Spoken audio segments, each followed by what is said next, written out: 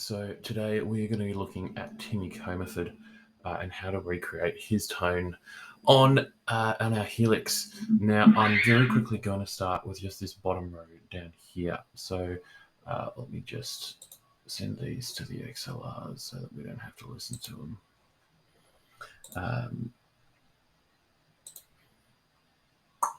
That'll do nicely. So the bottom row is very much based off the Rage Against the Machine self-titled album.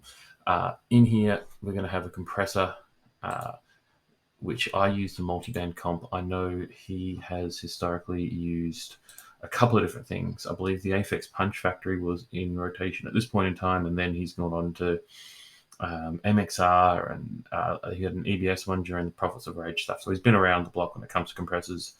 I've used the multi-comp just because I think going into the Helix, it's the smart thing to do. If anything, if you find you're not getting enough treble, for example, I would normally use, if I was doing Timmy Commerford, I would use a maple bass, maple neck bass. This one's obviously rosewood. All my basses are rosewood. It's kind of what I like.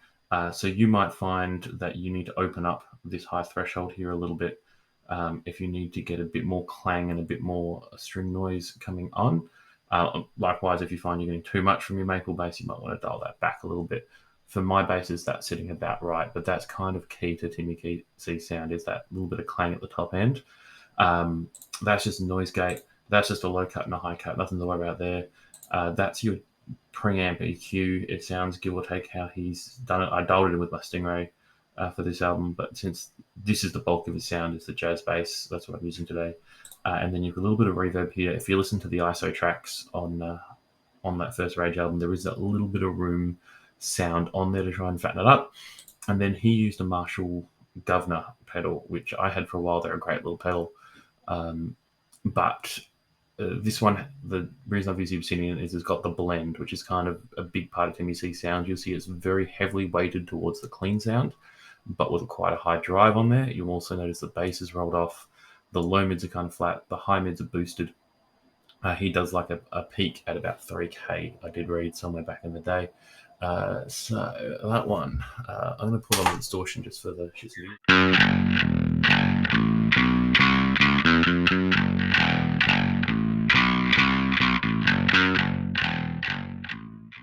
So then let's jump into this main amp rig. Now,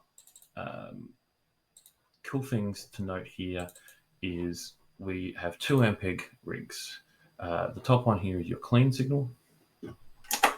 The bottom one here is your dirty signal. This volume sort of acts as a kill switch, so notice when I thump on my overdrive, it goes on, and then it just kills everything. You can set this up to do it. I just like it here so it's a visual and I can see what's going on with it. And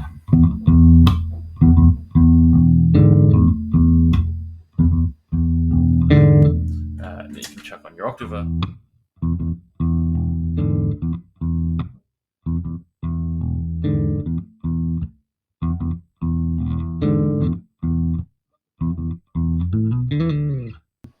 And his distortion pedal actually has no EQ or anything like that on there. As near as I can tell, well, he's very much publicly said it's built off a wah pedal, which makes me think it's going to have a low cut and a really big peak at the high mids, which is what you can see I've sort of EQ'd this amp to do. No bass at all in that one. Again, that sort of high mids peak. And then 8x10s for everyone, or 4x10 for this one.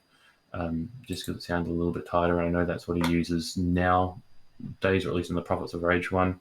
He went to a 4x10 on his dirty channel, and he had an 8x10 still on his clean channel. SM57s for all, and high and low cuts are all in there. The wire is, of course, going in between the distortion from here and the distortion from here, so it's kind of sandwiched in between those distortions. That noise gate is back. There's two of them, just because I was getting a bit of noise before and after. Realistically, I can probably get rid of that one. The compressor is still there. There is a wah pedal, of course. There is a delay, which you can, of course, use for things like No Shelter. Not sure what else he even has delay on, but he definitely has one on his board.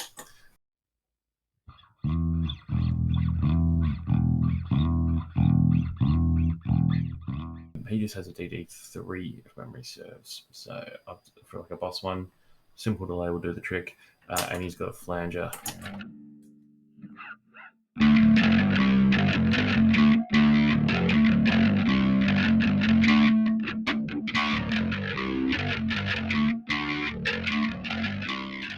That's actually pretty much it.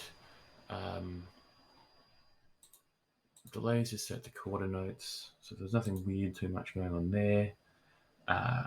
Flanger is just pretty much set to default sort of thing. It's not too overly saturated. Yeah, that is pretty much it. It's all there. You can pretty much play most, if not all, Rage stuff. It does work best if you've got a Nash body bass with a maple neck, because that's part of his tone. But other than that, you can jump in and have some fun. It's all on the Line 6 tone library there. It's just called Battle of Los Angeles or Battle of LA. But I'll put a link in the description for